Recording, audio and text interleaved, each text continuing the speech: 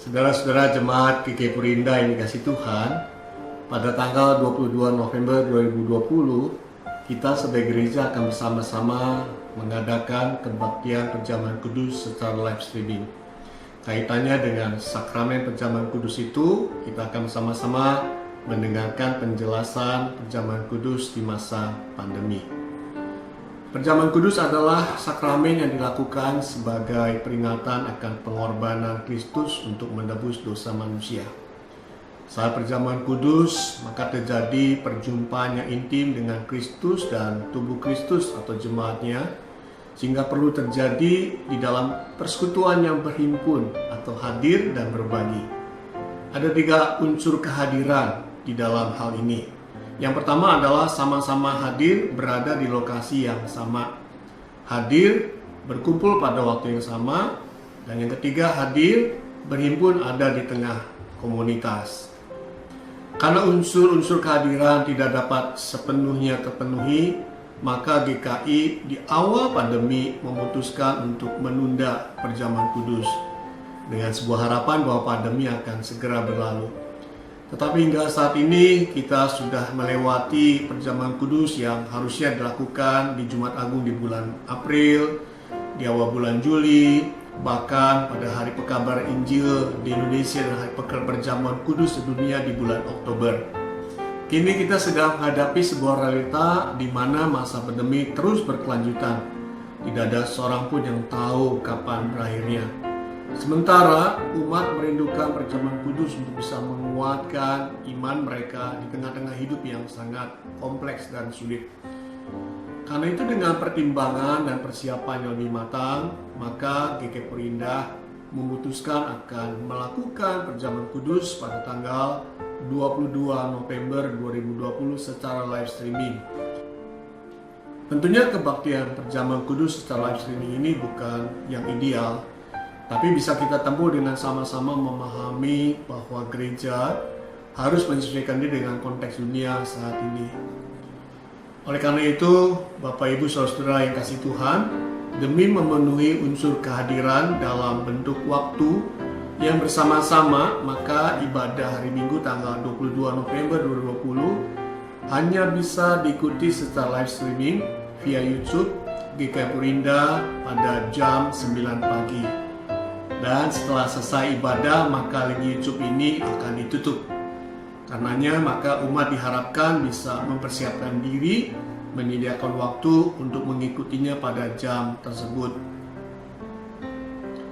Sekalipun perjamuan kudus dilaksanakan di rumah masing-masing, tetapi kita tetap mengikuti syarat bahwa yang bisa mengikuti dan melayani perjamuan kudus di rumah adalah mereka yang telah mengaku percaya atau CD, atau mereka yang telah dibaptis dewasa, serta mereka yang tidak sedang menjalani penggembalaan khusus.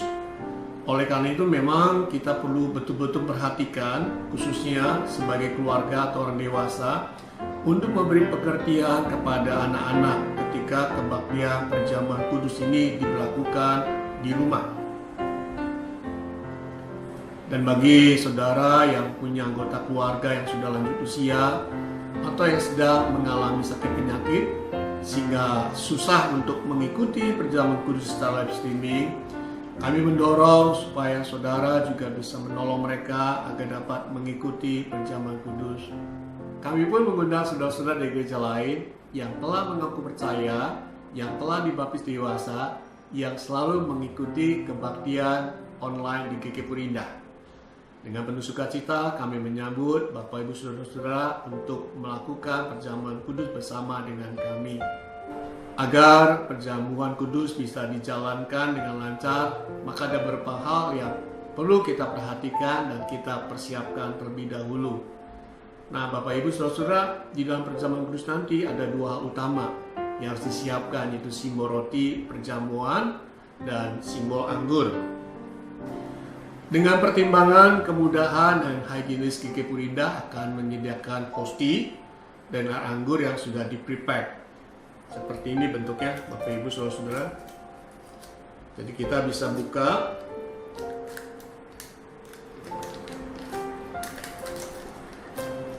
Ini hostinya.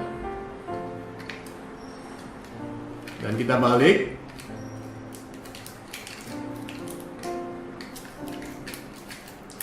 Maka ini air anggurnya. Ya. Ini bisa digunakan untuk pelaksanaan sakramen perjamuan kudus. Hosti dan air anggur dapat Bapak Ibu Saudara ambil di gereja pada hari Senin sampai hari Sabtu. Bisa diambil mulai tanggal 9 November hingga tanggal 21 November, mulai dari jam 9 pagi sampai jam 4 sore. Dengan terlebih dahulu menghubungi tata usaha gereja kami di nomor 0812 9821 9896 atau via WhatsApp ke 0817 982 0000. Selain itu, umat juga dapat menyediakan simbol roti dan air anggur sendiri di rumah masing-masing. Simbol roti dapat berupa roti tawar ini yang dipotong kecil-kecil, atau dapat diganti dengan biskuit seperti ini atau jenis lainnya. Dan simbol air anggur dapat berupa wine, berupa jus atau sirup anggur, atau teh, atau air bening, air putih. Dan supaya pelaksanaan perjamuan kudus bisa berjalan dengan lancar, maka kedua hal utama yang tadi sudah disebutkan supaya direncanakan dan dipersiapkan terlebih dahulu sebelum Bapak Ibu Saudara mengikuti perjamuan kudus secara live streaming di tempat masing-masing. Ketika tiba saat pelaksanaan perjamuan kudus, maka yang melayani pembagian roti dan air anggur di rumah adalah kepala keluarga atau siapa saja yang telah mengaku percaya atau baptis dewasa. Dan jika saudara melaksanakan perjamuan kudus sendiri, maka saudara melayani diri sendiri. Bapak Ibu Saudara, nanti saya akan mengatakan roti yang dipecah-pecahkan ini adalah persekutuan kita dengan tubuh Kristus. Ambillah. Lalu saya akan lanjutkan dengan berkata, cawan minuman syukur ini adalah sebagai persekutuan kita dengan darah Kristus. Ambillah. Baru setelah itu kepala keluarga atau salah seorang yang dipilih mengedarkan roti dan air anggur tersebut. Setelah mengambil roti dan air anggur tersebut, saudara menunggu aba-aba dari pendeta. Pendeta akan mengatakan sambil mengangkat roti, ingat dan percayalah bahwa tubuh Tuhan kita Yesus Kristus telah diserahkan bagi keselamatan dunia, makanlah. Maka saudara di rumah bisa ikut makan bersama. Selanjutnya ketika pendeta mengangkat cawan dan berkata, ingatlah dan percayalah bahwa darah Tuhan kita Yesus Kristus telah dicurahkan keselamatan dunia, minumlah. Maka Bapak Ibu Saudara di rumah ikut minum bersama-sama. Demikianlah penjelasan singkat untuk kita semua di dalam mempersiapkan perjamuan kudus di rumah. Sama seperti kebaktian perjamuan kudus sebelumnya, maka setiap kita perlu untuk menyiapkan diri sedemikian rupa agar kebaktian perjamuan kudus dapat berlangsung dengan hikmat dan lancar walaupun dilakukan di rumah. Kiranya kita semua dapat mengadakan persiapan-persiapan yang diperlukan. Tentunya saling mengingatkan untuk menyiapkan diri untuk bisa mengikuti perjamuan kudus pada hari Minggu tanggal 22 November 2020 jam 9 pagi. Tuhan memberkati kita semua.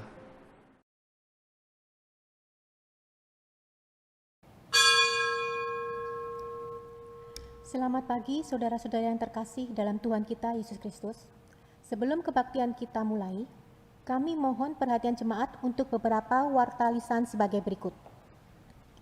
Pada hari ini, Minggu, tanggal 15 November 2020, pelayan firman Tuhan pada kebaktian online ini dilayankan oleh Pendeta Daniel Listia Budi, Pendeta tugas khusus di UKDW Yogyakarta.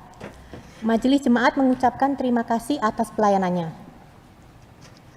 Ibadah minggu depan, tanggal 22 November 2020, dilaksanakan secara online lewat YouTube pada pukul 9 pagi.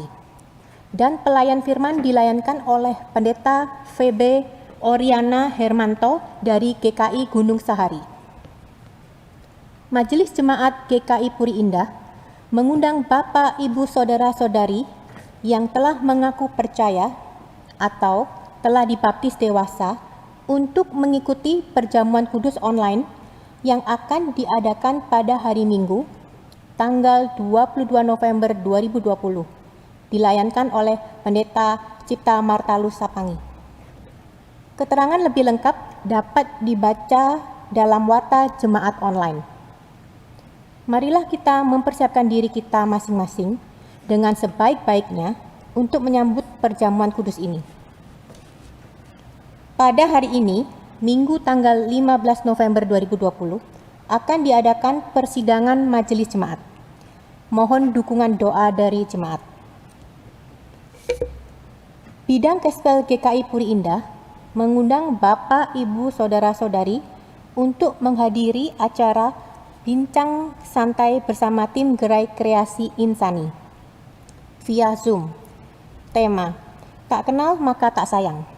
Pada hari Sabtu 21 November 2020. Pada waktu pukul 5 sore. Tempat GKI Puri Indah. Pembicara Bapak Christian Nata Satya. Host Bapak Lukas Widianto.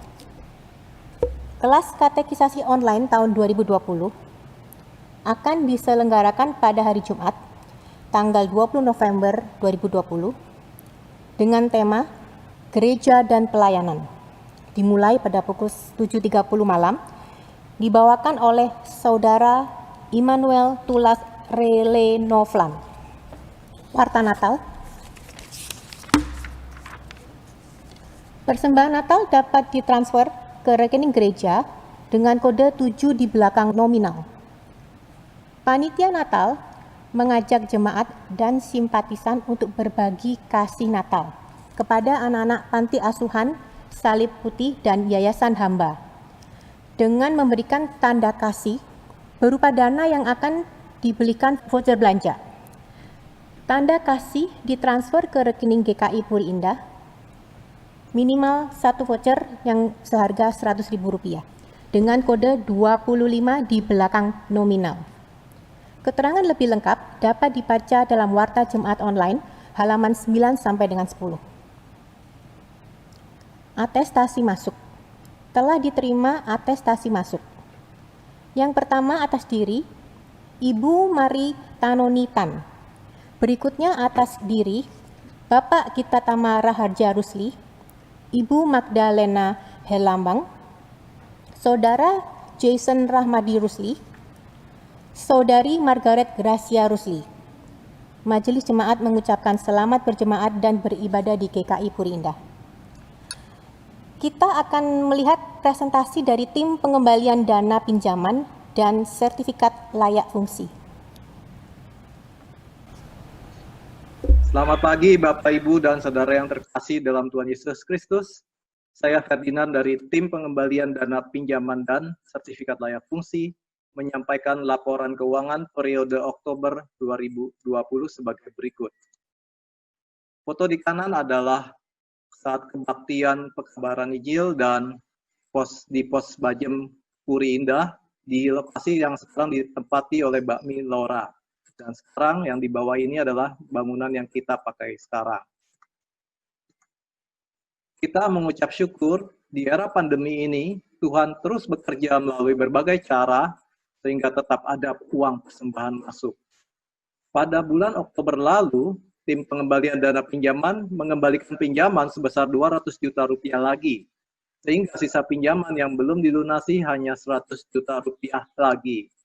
Laporan keuangan untuk periode 1 sampai 31 Oktober 2020 ada saldo awal sebesar Rp127.284.000 dan uang masuk dari persembahan Rp123.800.000, penjualan makanan Rp3.092.000, bunga bank Rp3.563.000, total uang yang ada di Oktober sebesar Rp257.739.000. Pengeluaran, biaya lain-lain Rp64.000, pelunasan pinjaman Rp200 juta, total Rp200.064.000. Sehingga saldo di akhir Oktober sebesar Rp57.675.000. Jadi, pinjaman yang harus dikembalikan lagi masih 100 juta lagi. Untuk itu, kekurangan dana yang harus dikumpulkan Rp42.325.000. Kami masih mengharapkan dukungan dari segenap jemaat dan simpatisan untuk melunasi pinjaman yang tersisa. Persembahan dapat dilakukan dengan cara transfer ke rekening Sinoda GKI, QQ STI GKI Purinda, BCA nomor 288-301-3905, atau transfer melalui aplikasi OVO, GoPay, Link Aja, ShopeePay, dan mobile banking lainnya. Yang di kiri ini adalah bangunan di Purinta, dan kami berterima kasih atas dukungan jemaat selama ini, mulai dari tahap perencanaan pembangunan sampai penyelesaian pinjaman. Demikian laporan dari tim pengembalian dana pinjaman, kiranya Tuhan memberkati pelayanan ini. Selamat hari Minggu, selamat beribadah. Sekian warta lisan hari ini. Sebelum kita memulai ibadah, marilah kita bersaat teduh dalam doa pribadi.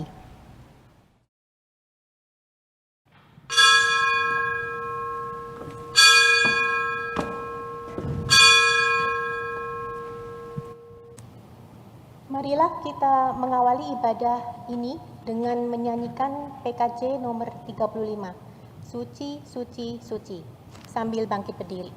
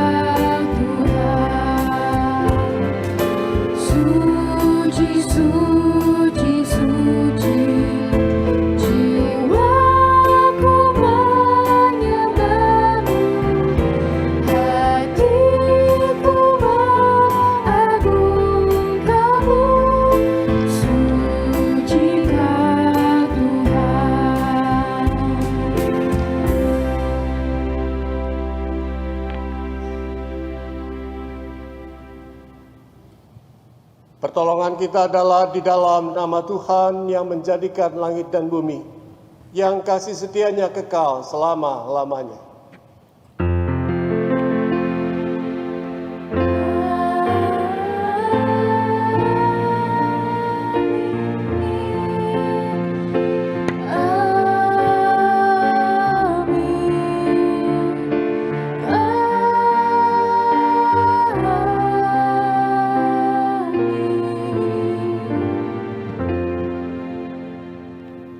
Salam sejahtera bagi saudara yang datang dalam nama Tuhan, Tuhan beserta saudara. Beserta saudara juga. Silakan duduk. Selamat pagi jemaat yang dikasihi Tuhan. Mari kita sama-sama membaca Injil Tuhan Yesus Kristus menurut Matius pasal 25 ayat 14 sampai 15. Sebab hal kerajaan surga sama seperti seorang yang mau berpergian ke luar negeri, yang memanggil hamba-hambanya dan mempercayakan hartanya kepada mereka. Yang seorang diberikannya 5 talenta, yang seorang lagi 2, dan yang seorang lagi 1, masing-masing menurut kesanggupannya, lalu ia berangkat. Jemaat yang dikasihi Tuhan, kepercayaan adalah anugerah dan kesempatan yang sedang Tuhan titipkan buat siapapun yang bersedia bekerja di ladangnya. Oleh karena itu, marilah kita menjadi hamba yang dapat dipercaya Tuhan, yang bisa menyukakan hati Tuhan.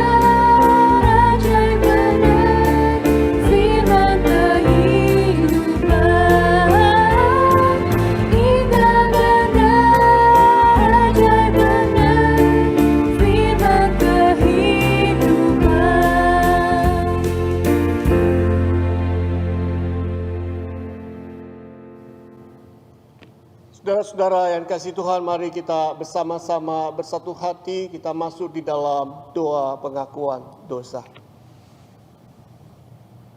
Kami bersyukur ya Allah karena pada saat ini kami boleh bisa melihat, merasakan, mengalami firman kehidupan yang nyata dalam diri Tuhan Yesus Kristus.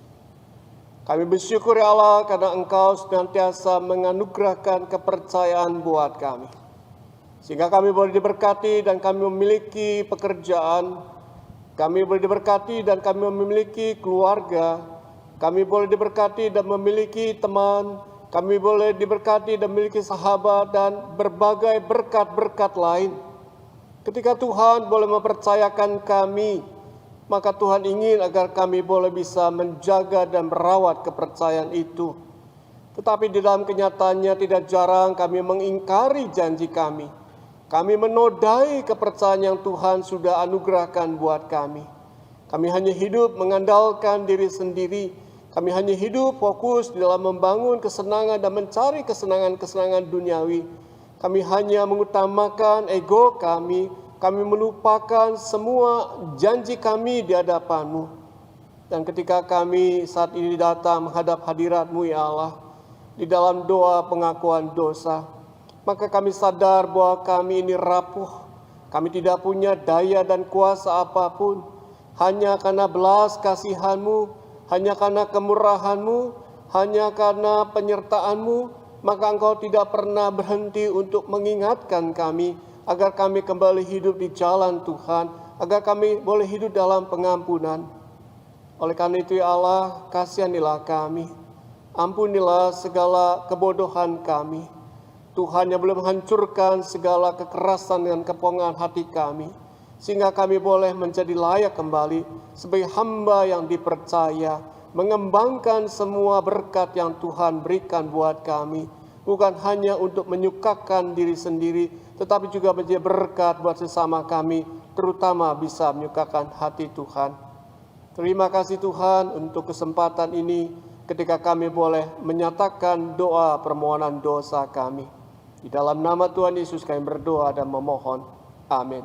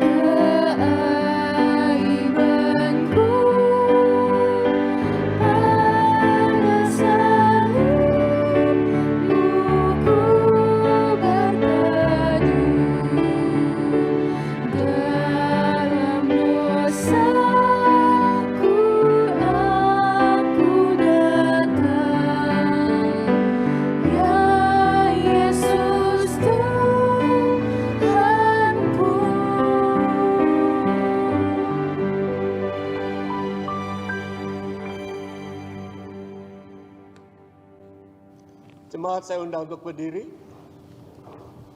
Saudara-saudara, mari kita bersama-sama melihat bacaan dari surat Paulus kepada jemaat Kristen di Roma, Roma pasal 6 ayat 10 sampai 11 sebagai berita anugerah untuk kita. Roma pasal 6 ayat 10 sampai 11. Sebab kematiannya adalah kematian terhadap dosa, satu kali dan untuk selama-lamanya, dan kehidupannya adalah kehidupan bagi Allah. Demikianlah hendaknya kamu memandangnya, bahwa kamu telah mati bagi dosa, tetapi kamu hidup bagi Allah dalam Kristus. Demikianlah berita anugerah dari Tuhan. Syukur kepada Allah. Damai dan kasih Kristus besertamu. Damai dan kasih Kristus besertamu juga.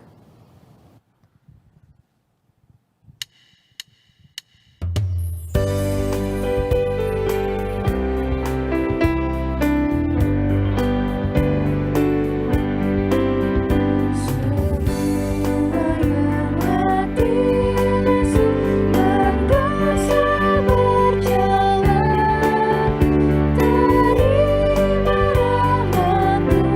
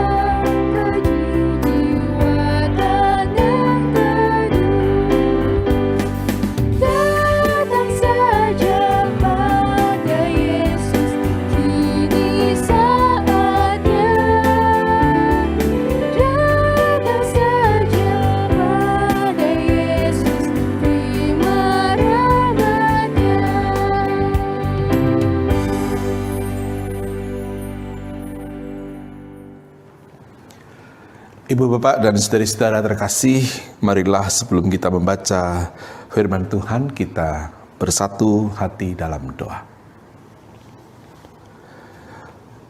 Kami memohon hikmat dari Roh-Mu ya Tuhan, Roh penghibur dan Roh penolong itu, agar mencerahi dan menolong kami, sehingga ketika kami membaca sabda-Mu, Roh itu membantu kami agar dapat membaca dengan teliti, mendalaminya sedemikian rupa, meretas sari madu dari teks ini, dan kemudian Roh yang sama kiranya mendorong kami menjadi pelaku-pelaku sabda yang berbahagia.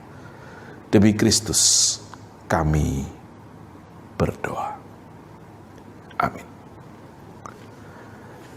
Bacaan Alkitab terpilih untuk tema kita hamba yang dipercaya ini adalah Matius pasal 25 ayat 14 sampai 30.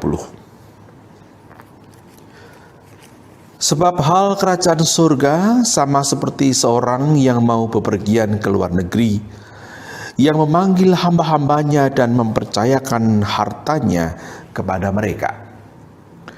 Yang seorang diberikannya 5 talenta, yang seorang lagi 2, dan yang seorang lagi 1, masing-masing menurut kesanggupannya. Lalu ia berangkat. Segera pergilah hamba yang menerima 5 talenta itu, lalu menjalankan uang itu, lalu beroleh laba 5 talenta. Hamba yang menerima 2 talenta itu pun berbuat demikian juga dan berlaba 2 talenta. Tetapi hamba yang menerima 1 talenta itu pergi dan menggali lubang di dalam tanah, lalu menyembunyikan uang tuannya. Lama sesudah itu pulanglah tuan hamba-hamba itu, lalu mengadakan perhitungan dengan mereka. Hamba yang menerima 5 talenta itu datang dan ia membawa laba 5 talenta. Katanya, "Tuan, 5 talenta Tuan percayakan kepada aku, lihat aku telah beroleh laba 5 talenta." Maka kata tuannya itu kepadanya, "Baik sekali perbuatanmu itu, hai hambaku yang baik dan setia. Engkau telah setia dalam perkara kecil, aku akan memberikan kepadamu tanggung jawab dalam perkara yang besar. Masuklah dan turutlah dalam kebahagiaan tuanmu."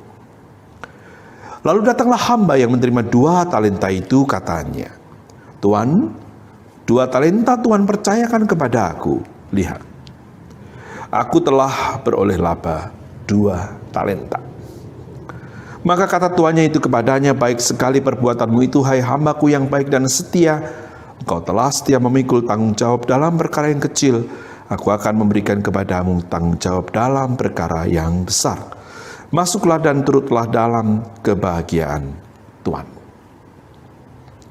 Kini, datanglah juga hamba yang menerima 1 talenta itu dan berkata, "Tuan, aku tahu bahwa Tuan adalah manusia yang kejam, yang menuai di tempat di mana Tuan tidak menabur, dan yang memungut dari tempat di mana Tuan tidak menanam.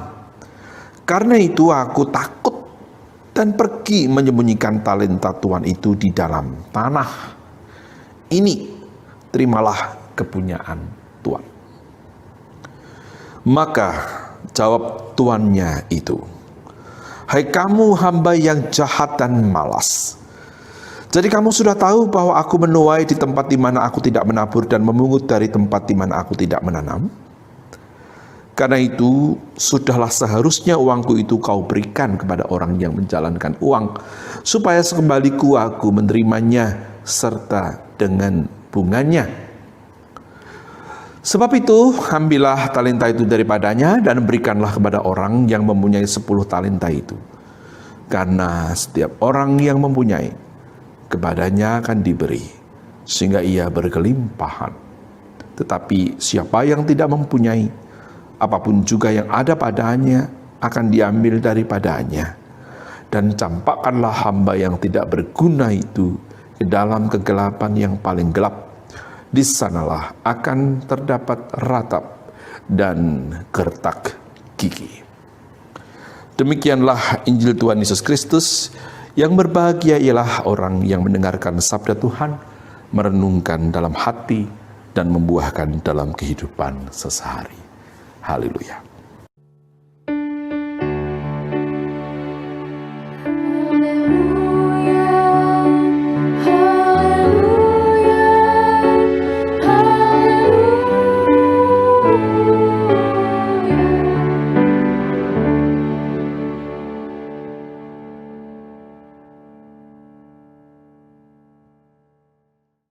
Ada ucapan yang umum kita terima, kita setujui, yakni berani berbuat, berani bertanggung jawab.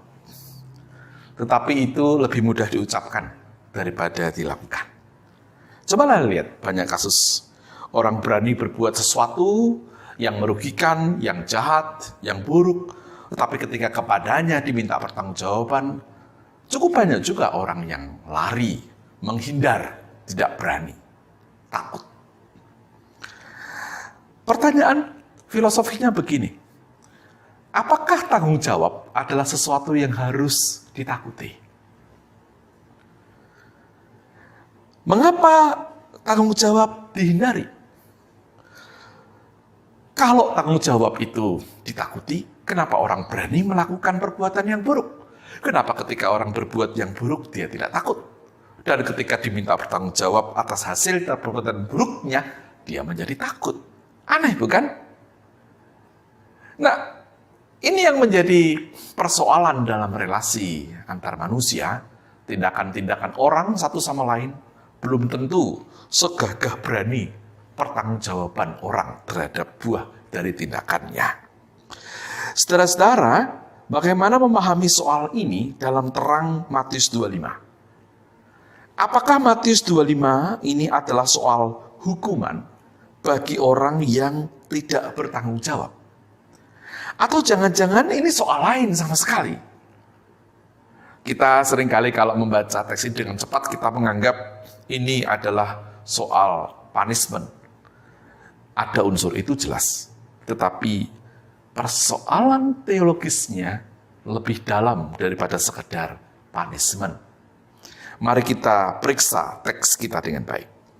Perikop ini diawali dengan ucapan Yesus bahwa hal kerajaan sorga adalah seperti. Jadi dia memberi analogi, dia memberi perumpamaan melalui kisah yang akan dia kisahkan mengenai apa itu kerajaan sorga. Apa itu kerajaan sorga, saudara-saudara? Kalau kita lihat diksi aslinya, Basilea tu Oranu, kerajaan surga yang identik dengan kerajaan Allah, Basilea tu Theou, bukan tentang lokasi saja. Tentu ada gagasan tentang lokasi di suatu masa di mana Allah memerintah dengan penuh dan jaya. Tapi kerajaan surga atau kerajaan Allah adalah soal realitas. Realitas kemerajaan Allah. Realitas kemerajaan Allah atas dunia ini. Yang dicirikan oleh, Anda bisa bayangkan, oleh hal-hal yang muncul jika Allah menjadi penguasa dalam hidup kita. Allah menjadi kompas, Allah menjadi warna dalam kehidupan manusia. Apa saja bisa kita bayangkan itu. Nah, Yesus membawa kerajaan surga melalui karyanya, melalui tindakan-tindakan dan melalui ajarannya. Beginilah harusnya jika Allah menjadi raja. Macam-macam hal kita bisa sebutkan. Nah, cara dia mengajar begitu. Dia mau menjelaskan kalau Allah menjadi raja, hal yang seperti inilah yang mesti kita ingat atau kita pelajari. Hal apa? Kisahnya main di sini. Tidak ada rumusan definitif dulu di sini, tetapi cerita tentang seorang tuan yang bepergian ke luar negeri dan dia mempercayakan hartanya kepada 3 hambanya, masing-masing mendapatkan sesuai dengan kesanggupannya 5 talenta, 2 talenta, dan 1 talenta. Nah, lalu diceritakan sementara si tuan pergi, hamba yang mempunyai hak pengelolaan atas 5 talenta mengembangkan menjadi 10, 2 menjadi 4, 1 tetap 1. Nah, saudara-saudara, kita kalau mendengarnya dalam bahasa talenta begitu, rasanya seolah-olah sedikit. Itu sebetulnya mata uang yang besar sekali. Mari kita konversikan dengan situasi kita, ya. 1 talenta itu adalah 6.000 dinar. 1 dinar itu upah pekerja 1 hari. Karena saya di Jogja, saya pakai ukuran Jogja. Anda yang di Puri Indah, Jakarta, silakan nanti menghitung sendiri pakai ukuran UMR Jakarta.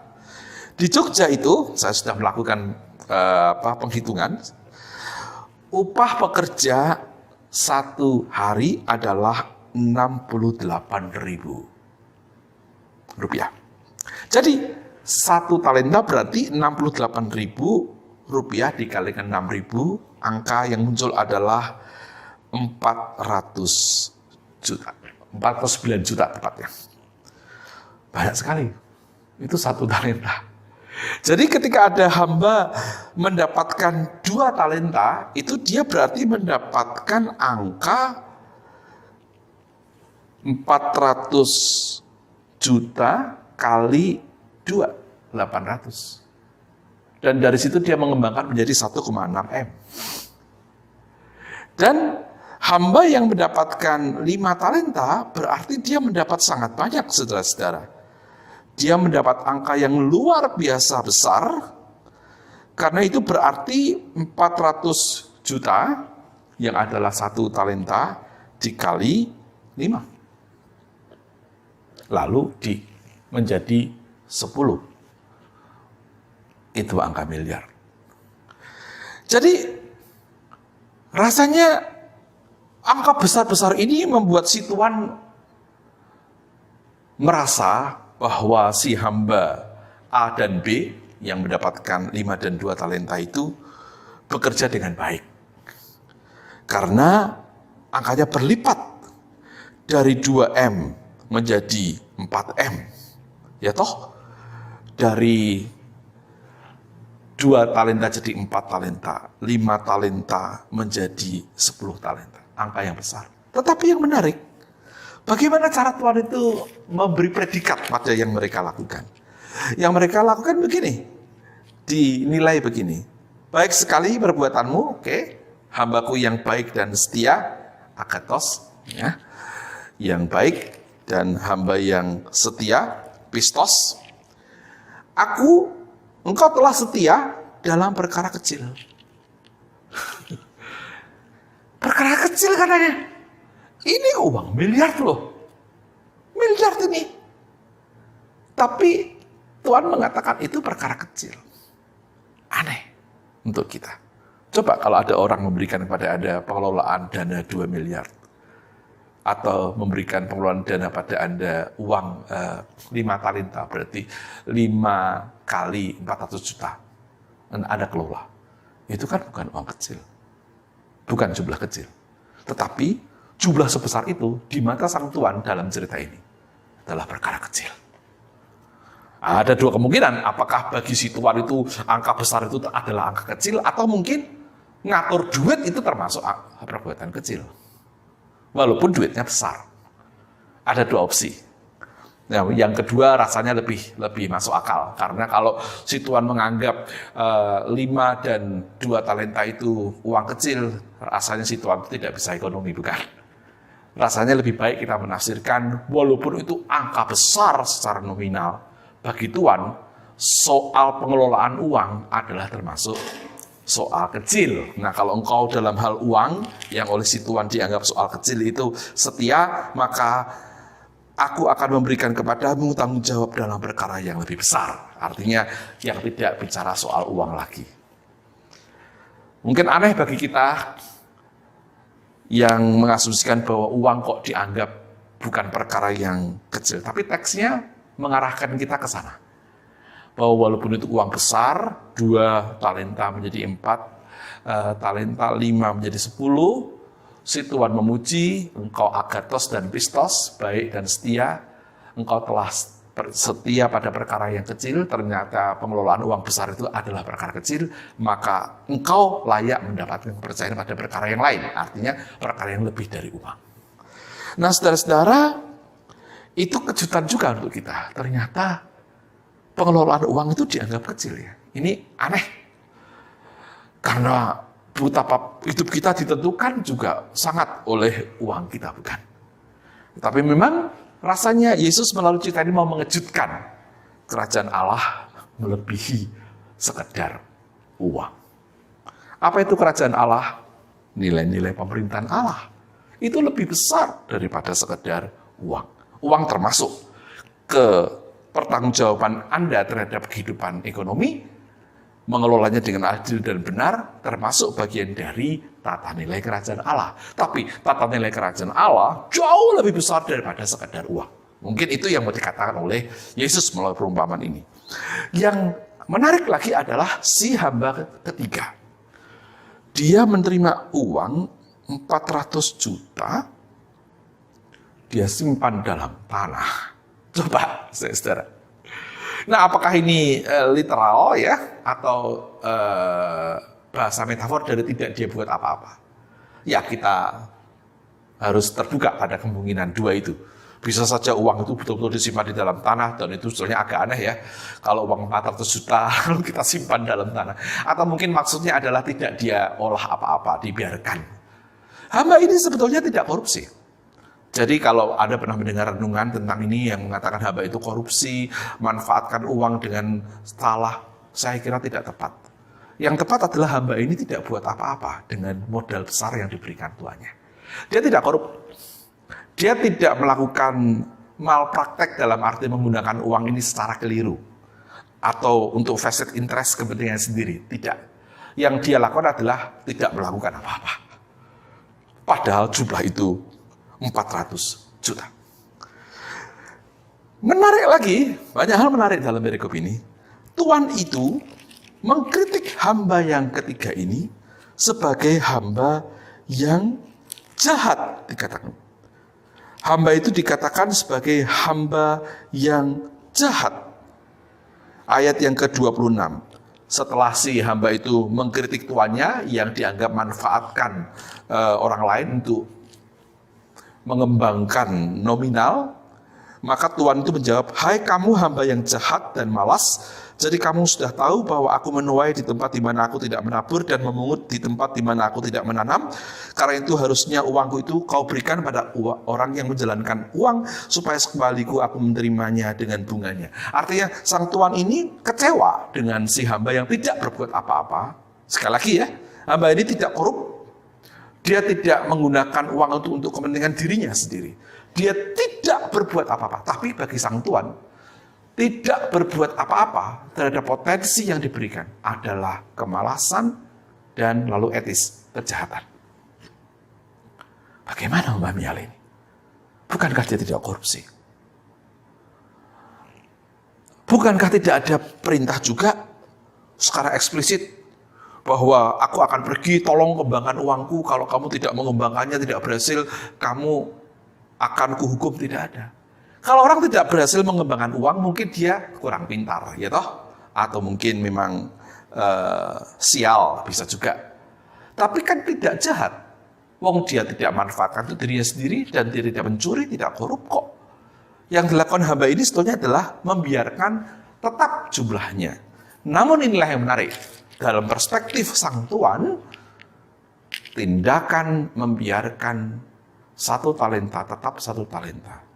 Bukan hanya malas, tetapi jahat. Dimensinya menjadi moral dan etis.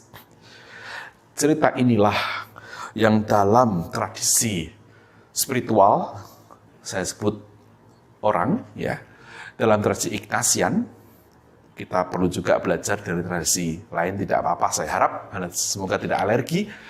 Tradisi Ignatian, ya, Ignatius Loyola mengatakan teks ini itu menolong kita menyadari bahwa dosa, kata Ignatius, tidak selalu berkaitan dengan pelanggaran moral. Kita ini kan orang Protestan seringkali berpikir dosa itu kemelesetan, pelanggaran moral, lalu kita minta ampun ya.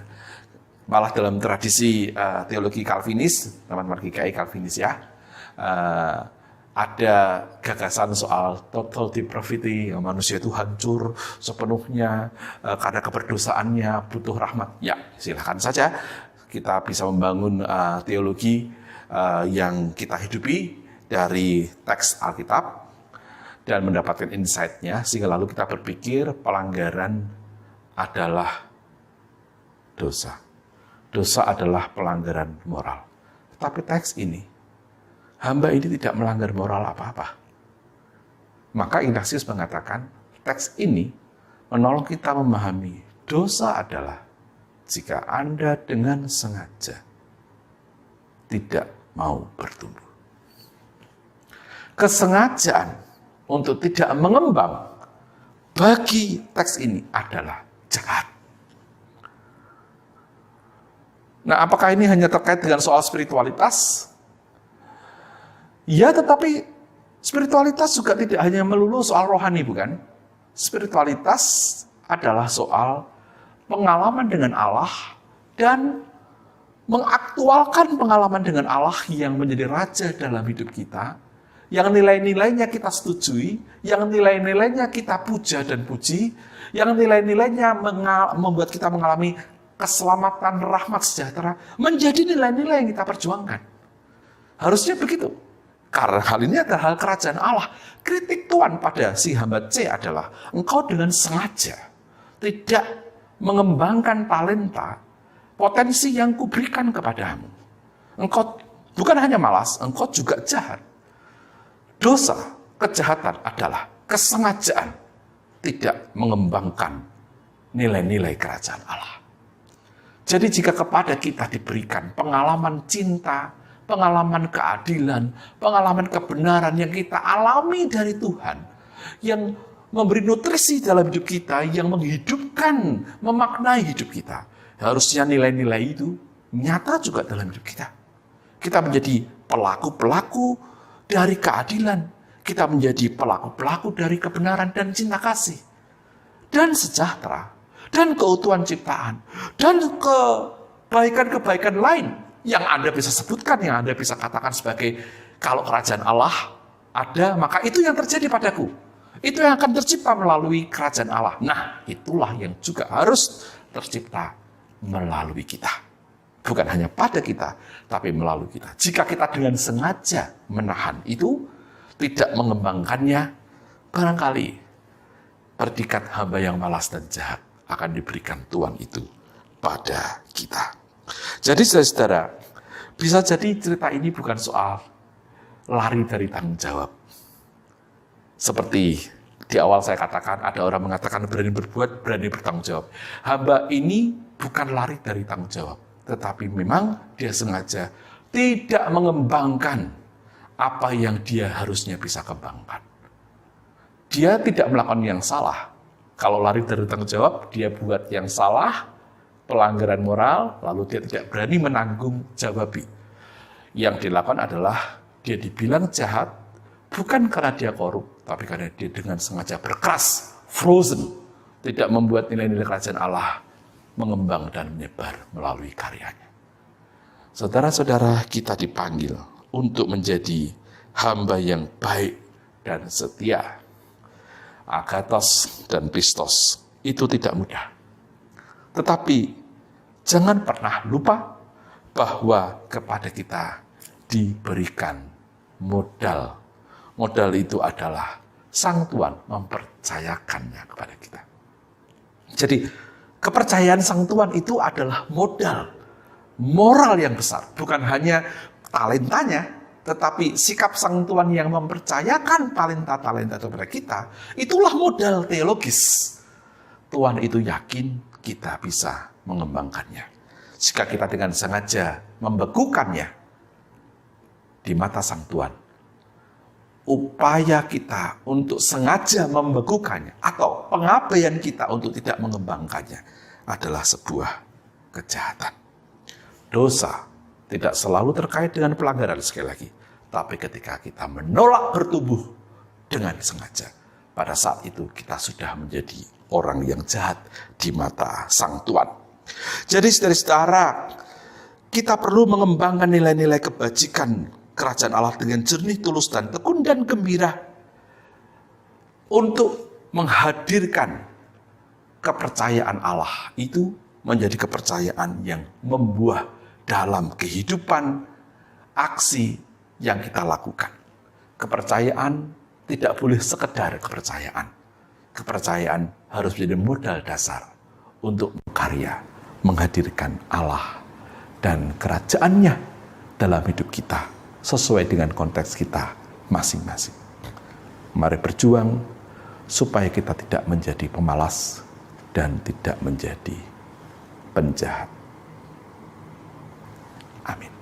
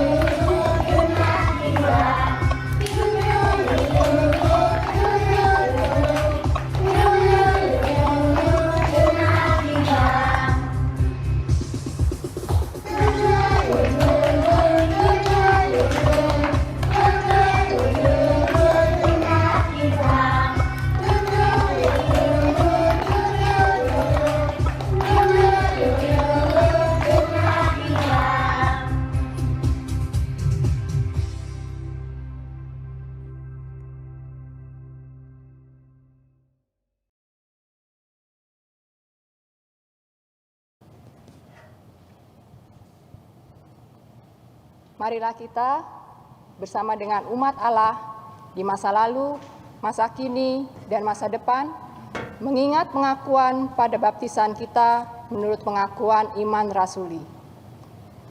Aku percaya kepada Allah, Bapa yang Maha Kuasa, Khalik langit dan bumi, dan kepada Yesus Kristus, Anak-Nya yang tunggal Tuhan kita, yang dikandung dari Roh Kudus, lahir dari anak darah Maria, yang menderita sengsara di bawah pemerintahan Pontius Pilatus, disalibkan, mati dan dikuburkan, turun ke dalam kerajaan maut.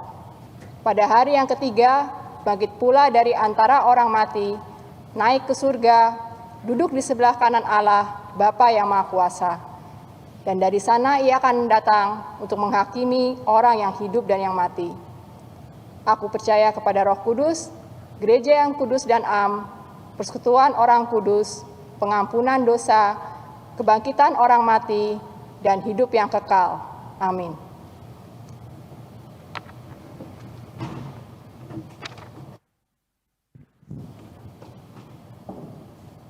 Pada hari Minggu, tanggal 22 November 2020, kita akan merayakan perjamuan kudus partisipasif yang akan dilangsungkan secara online melalui live streaming YouTube di channel GKI Puri Indah jam 9 pagi.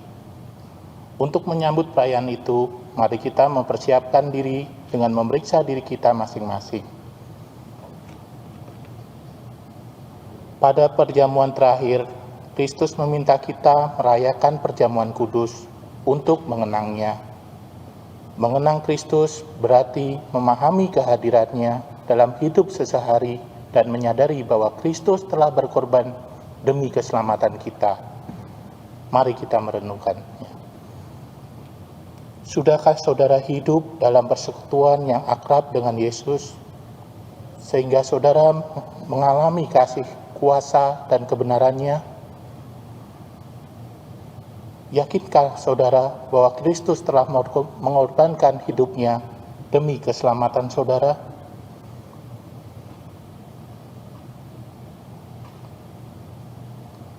Pada perjamuan terakhir, Kristus memecah roti dan mengangkat cawan, lalu membagikannya pada murid-muridnya. Ketika menerima roti dan air anggur, simbol tubuh dan darah Yesus, kita dipersatukan dengan Kristus. Yesus menjadi kepala, sedangkan kita adalah tubuhnya. Mari kita merenungkannya. Saudara-saudara, menjadikan Yesus sebagai kepala, pimpinan saudara dalam hidup pribadi, keluarga, bergereja, dan bermasyarakat. Sudahkah saudara hidup dalam kasih dengan saudara seiman yang adalah sesama anggota tubuh Kristus?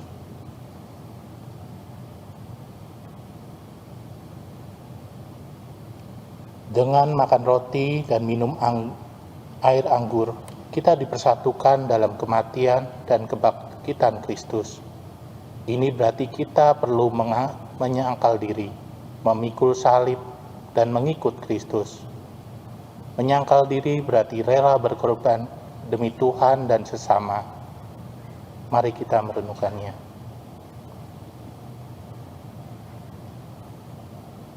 Sudahkah saudara rela berkorban bagi sesama? Sudahkah kehidupan saudara menjadi berkat bagi sesama, peduli pada sesama, berani menyuarakan kebenaran dan keadilan, serta berjuang menciptakan damai sejahtera?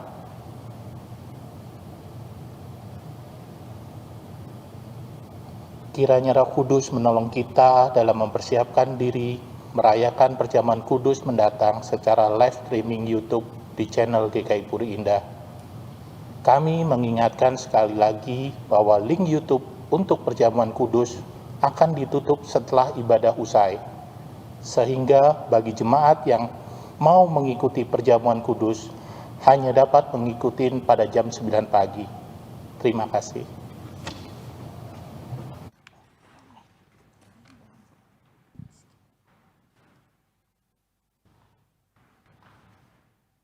Saudara-saudara yang dikasihi Tuhan, mari kita bersama-sama tundukkan kepala kita bersatu hati di dalam doa syafaat.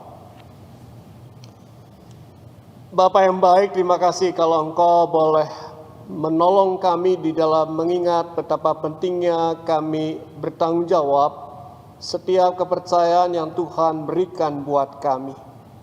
Biarlah sekecil apapun yang boleh kami terima dari Tuhan, kami boleh bisa meresponnya dan memaktainya dengan benar, sehingga dimanapun Engkau boleh tempatkan kami berada, kami boleh bisa menjadi berkat buat sekitar kami. Dan pada kesempatan ini kami boleh mengucap syukur, karena Engkau boleh memakai Pendeta Daniel untuk menyapa kami, untuk berbicara tentang kebenaran firman-Mu, dan biarlah kami boleh semakin diberkati di dalam pertumbuhan iman kami. Dan saat ini kami juga berdoa untuk bangsa dan negara kami. Bapa, kiranya Tuhan boleh berkati pemerintah kami dalam menjalankan tugas dan tanggung jawabnya. Biarlah mereka juga boleh menjadi hamba yang bisa dipercaya oleh Tuhan, yang bisa mensejahterakan rakyatnya dan menjadi berkat buat sesamanya. Saat ini juga kami berdoa mengucap syukur kalau kegiatan bulan keluarga GKI Puri Indah boleh dapat diselesaikan dengan baik. Tolonglah kami agar kami boleh bisa menjalankan betapa pentingnya kami menjadikan gereja kami adalah keluarga kami. Karena ketika kami boleh menempatkan diri sebagai bagian daripada gereja kami, maka suka dan duka, susah ataupun senang, di dalam masa pandemi ini boleh kami saling mengingat, saling mendoakan, saling menopang, dan saling memotivasi. Sehingga kami boleh bisa menjadi sahabat yang senantiasa berbagi ruang kehidupan, dan nama Tuhan boleh dimuliakan. Saat ini kami juga berdoa Tuhan buat panitia Natal di dalam kegiatannya untuk menyambut masa Advent pertama di minggu akhir di bulan November ini.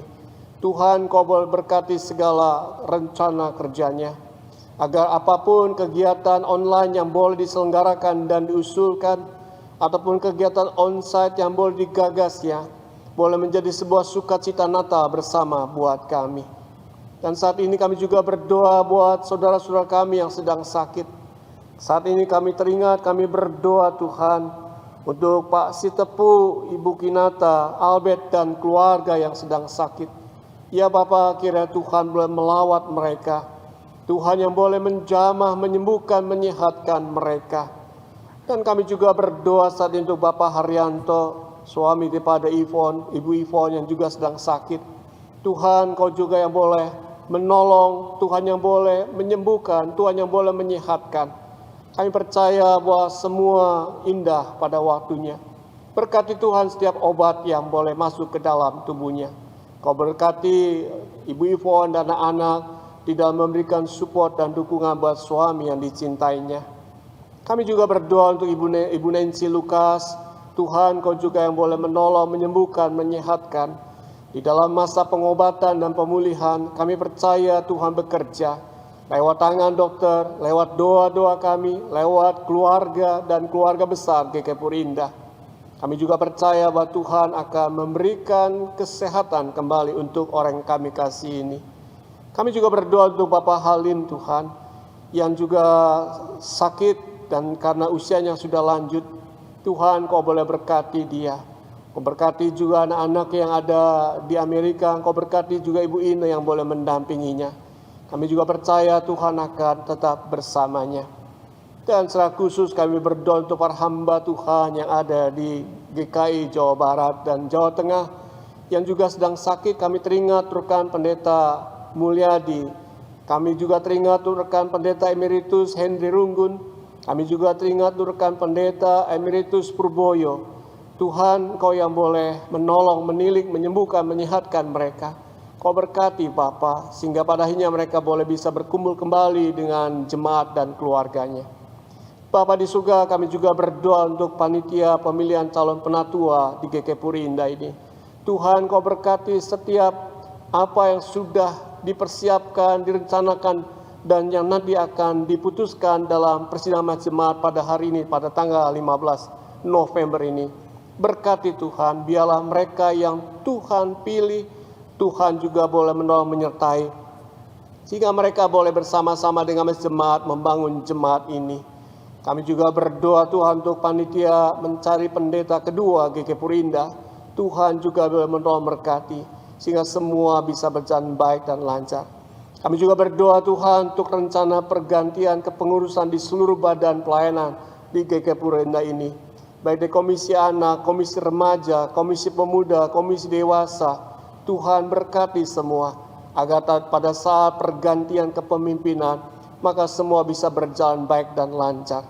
Terima kasih Bapa untuk kesempatan yang sudah kami boleh alami dan nikmati dalam ibadah pada hari ini. Di dalam nama Tuhan Yesus kami berdoa dan bersyukur. Amin.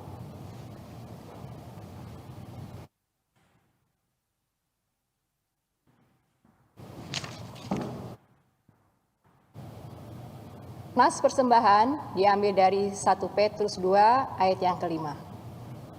Dan biarlah kamu juga dipergunakan sebagai batu hidup untuk pembangunan suatu rumah rohani bagi suatu imamat kudus, untuk mempersembahkan persembahan rohani yang karena Yesus Kristus berkenan kepada Allah. Saudara dapat menyampaikan persembahan melalui transfer ke rekening BCA dengan nomor 22131171194 atau scan QRIS, atau dapat pula memasukkan ke dalam amplop lalu dibawa saat sudah beribadah kembali di gedung gereja. Sambil menyampaikan persembahan, mari kita memuji Tuhan dari PKJ 147 bait pertama dan kedua. Di sini aku bawa.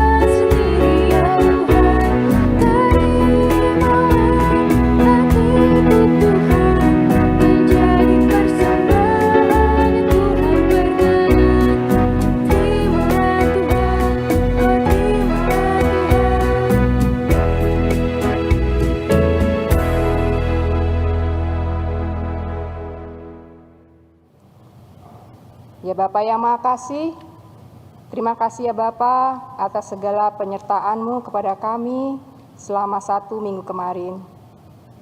Ya Bapa, saat ini kami datang ke hadirat-Mu untuk mempersembahkan sedikit dari berkat-berkat yang telah Engkau berikan kepada kami.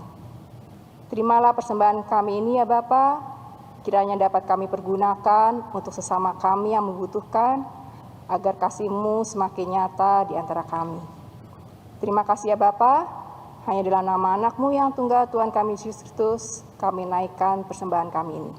Amin.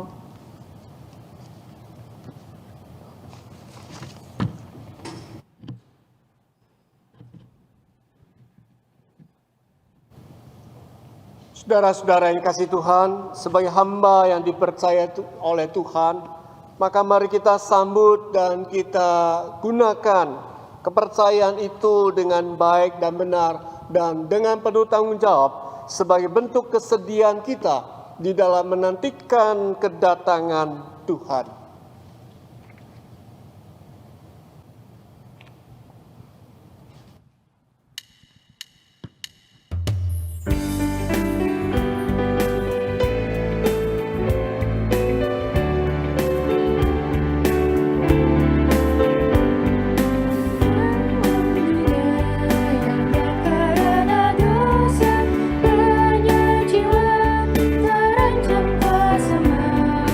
Siapa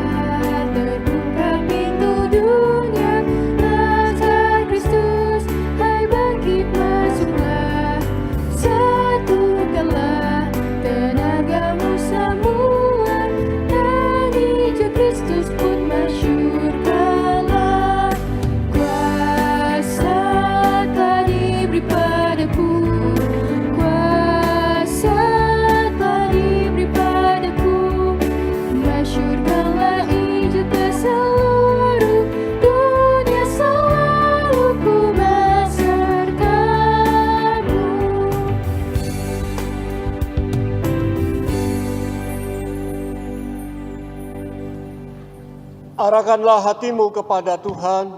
Kami mengarahkan hati kami kepada Tuhan. Jadilah saksi Kristus. Syukur kepada Allah, Terpujilah Tuhan. kini dan selamanya. Ulang dan terimalah berkat Tuhan. Tuhan memberkati engkau dan melindungi engkau.